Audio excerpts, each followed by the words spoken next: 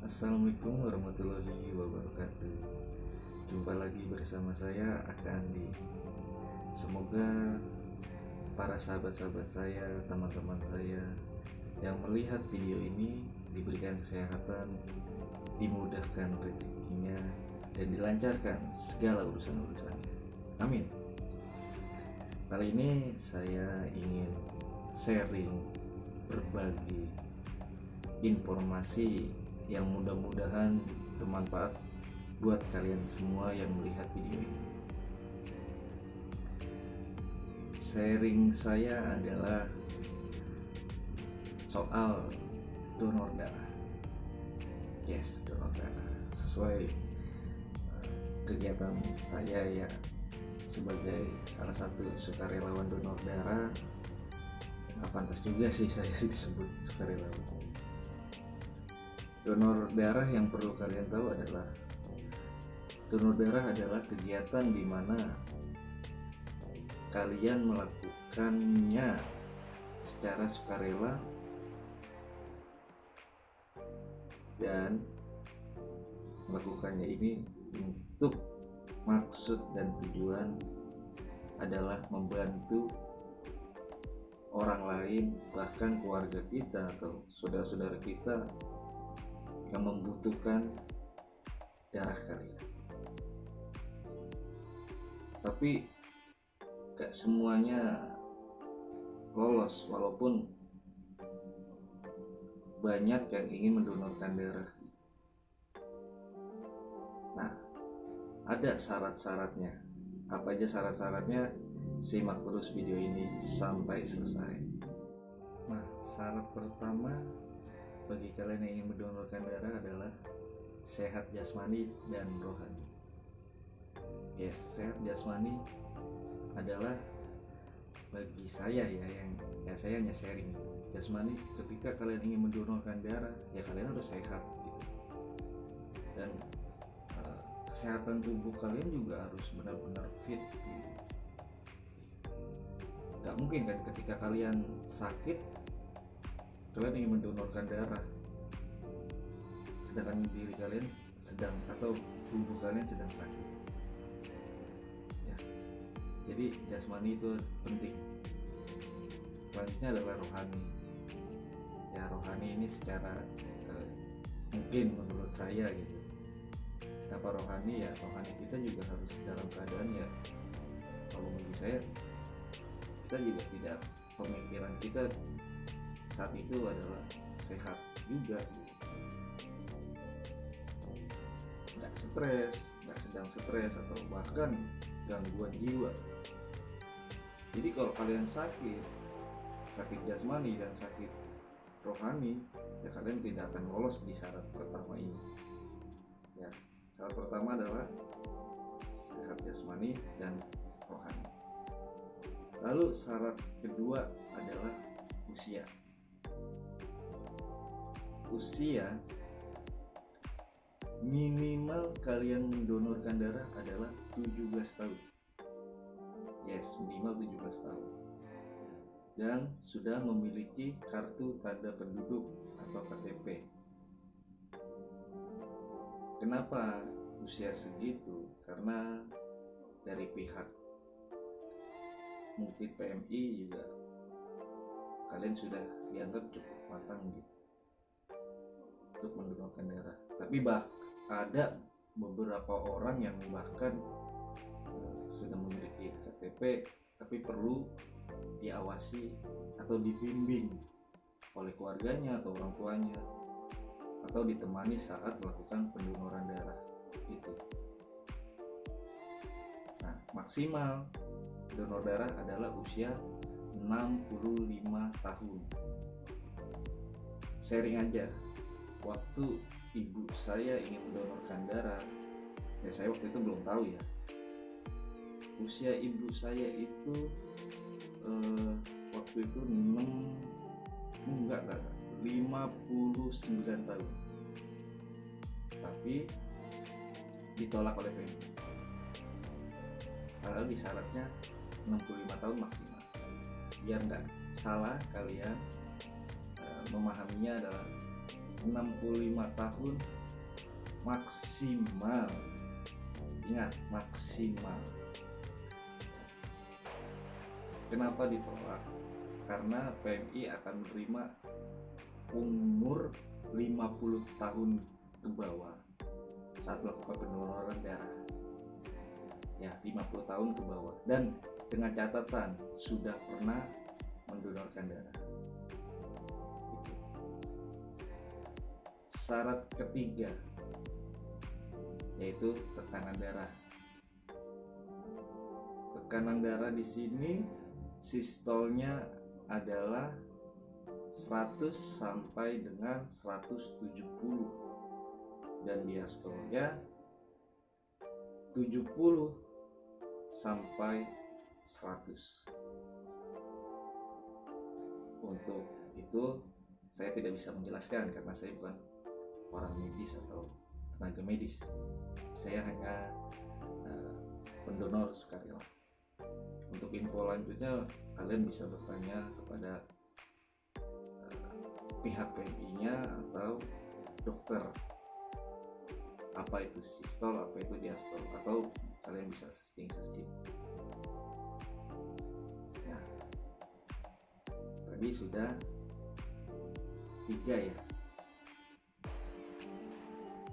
Sehat jasmani rohani, usia 17 sampai dengan 65 tahun. Ketiganya adalah tekanan darah. Syarat berikutnya yang lain adalah HB atau hemoglobin. Nah, banyak yang, kalau saya sih nggak menjelaskan secara medis ya, tapi bagi saya secara awam, pemahaman awam saya adalah itu adalah darah kalian cair atau kental, terlalu cair atau kental ya, terlalu cair atau kental. Nah, hemoglobin yang syarat yang dijadikan syarat adalah 12,5 G persen sampai dengan maksimal adalah 17,0 G persen. Artinya di bawah 12,5 kalian tentu akan ditolak oleh pihak PMI, dan di atas 17 pas di atasnya kalian pun akan ditolak. Karena apa? Terlalu darah kalian mungkin terlalu encer atau darah kalian juga terlalu kental. Nah, berikutnya adalah setelah kalian melakukan donor darah, kalian akan rutin. Nah, berapa lama? Adalah 12 minggu. Atau kalau secara bulan, kalian akan melakukan donor darah 3 bulan sekali atau 5 kali dalam setahun. Seperti itu syarat-syaratnya yang wajib kalian penuhi. Nah, selanjutnya adalah tips sebelum donor darah. Apa sih yang harus kalian lakukan sebelum donor darah? Yes. Bagi saya balik lagi di sini, saya bukan menggurui. Artinya saya di sini bukan sok yang berpengalaman donor darah atau sok-sokan ingin memberikan orang gitu, menggurui orang, bukan. Saya di sini hanya ingin mengajak rekan-rekan, teman-teman, sahabat saya, Aka Andi semua dimanapun kalian berada untuk ikut partisipasi mendonorkan darah. Hanya itu aja tujuan saya sebenarnya membuat video ini gitu. Nah, tips saya ketika kalian ingin mendonorkan darah adalah kalian wajib tidur minimal 5 jam. Kenapa 5 jam?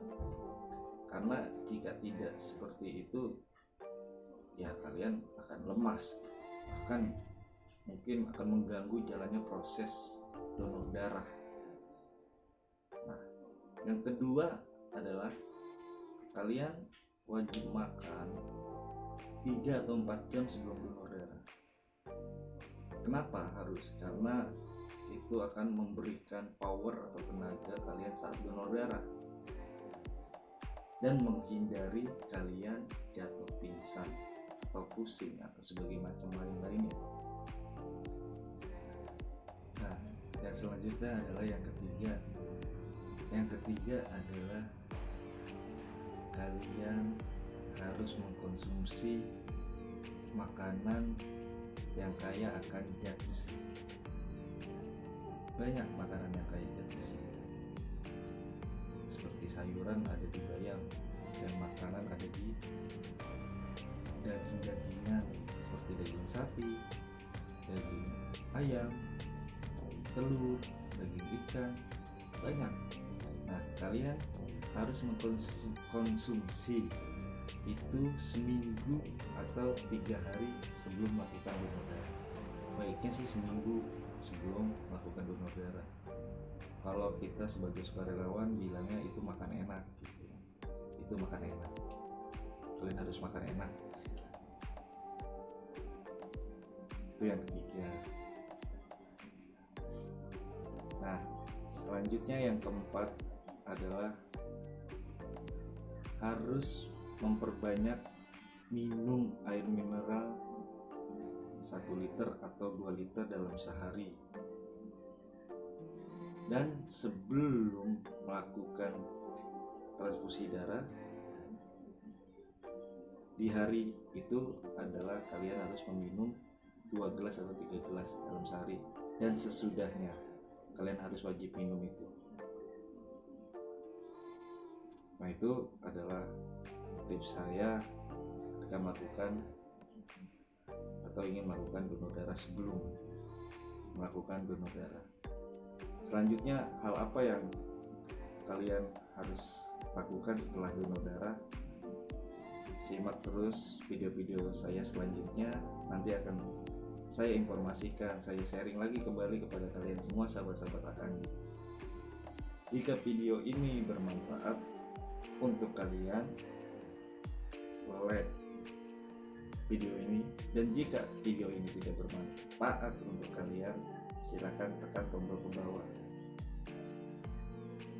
Jangan lupa komen, like, subscribe agar saya lebih bersemangat untuk melakukan atau membuat video-video ini selanjutnya. Mungkin itu aja sharing dari saya sebagai dibilang sukarelawan donor darah lah ya, dan aktif juga mendonorkan darah. Saya hanya menjelaskan secara singkat atau sharing secara singkat